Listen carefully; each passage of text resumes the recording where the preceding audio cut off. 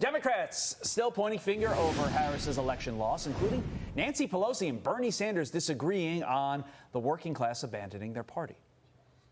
Here is the reality.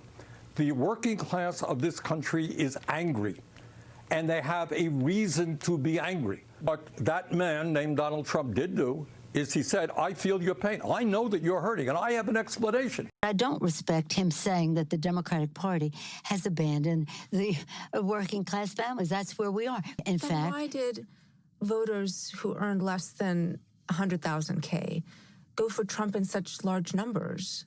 Well, there are cultural issues involved in elections as well. Guns, God, and gays. That's the way they say it. Well, Jack Brewer is a former NFL player and the CEO of the Brewer Foundation, and he joins us now. Jack, good morning to you. So there was a lot in what we just played, from Nancy Pelosi blaming cultural issues to Bernie Sanders actually giving Donald Trump some credit for his election win. So overall, what are your feelings on Democrats' reflections on their election loss?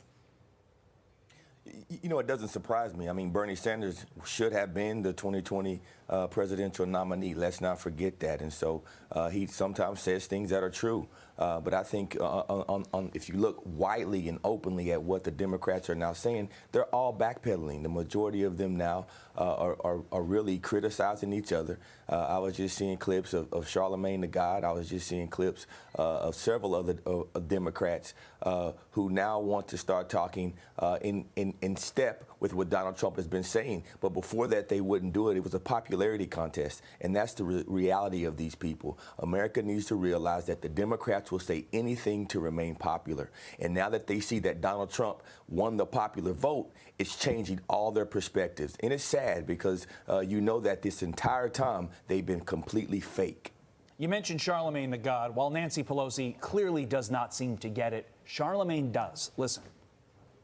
He did much better than he had done before in places like Chicago, Brooklyn, Queens. Because of dinner table issues. It's literally that simple. Every day, people wake up and all they want to do is have more money in their pocket and they want to feel safe. I don't care if you're black, white, gay, straight, whatever religion you are. Those are the two things that you're thinking about every day. I mean, literally, that is the perfect answer. But if Democrats keep lying to themselves, Jack, and ignore the truth that Charlemagne spoke right there, shouldn't they expect even more losses until they figure it out? Of course, and we need him to come play for the Giants because he's a Monday morning quarterback. He would have never said that before the election. It's a popularity contest.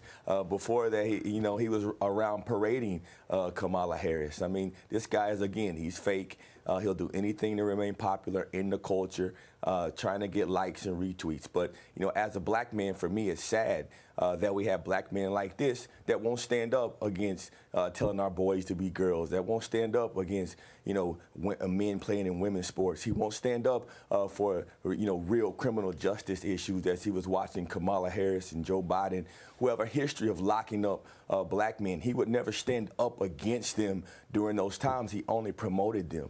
And so that's really sad to me. I hope we continue to call these people out. Black men in America helped save this country on November 5th when we had 25% of the black vote in places like Atlanta and Philadelphia and parts of North Carolina that traditionally would only get 5, 6, 7% of black men vote. Donald Trump quadrupled the vote for black men. And that's the reason why this election was called on election night. They put that off. But anyway, I mean, this is just vindication for so many people who have been talking about the impacts of the policies of Kamala Harris and Joe Biden. American families came out and spoke. Real people came out and spoke. And Donald Trump won this election by 7 million votes in the popular vote. It's absolutely incredible. Well, Jack, speaking of coming out and speaking, Kamala Harris's former communications director said something pretty surprising about what Joe Biden should do next. Listen to this.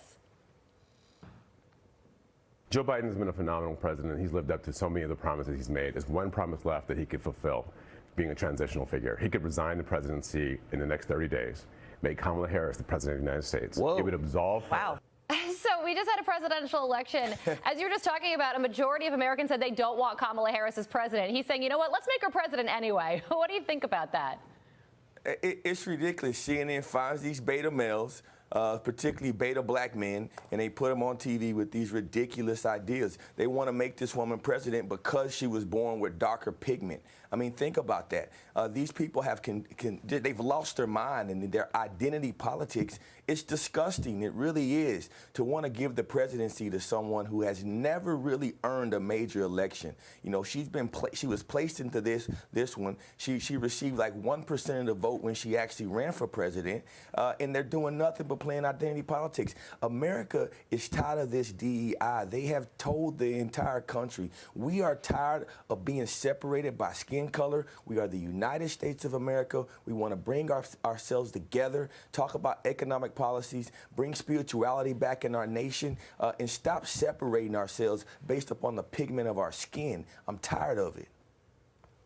Jack Brewer spewing some truth here, despite the fact that the Giants are a horrific football team that we are forced to watch week in and week out. Jack, thanks. Thank you so much, Jack.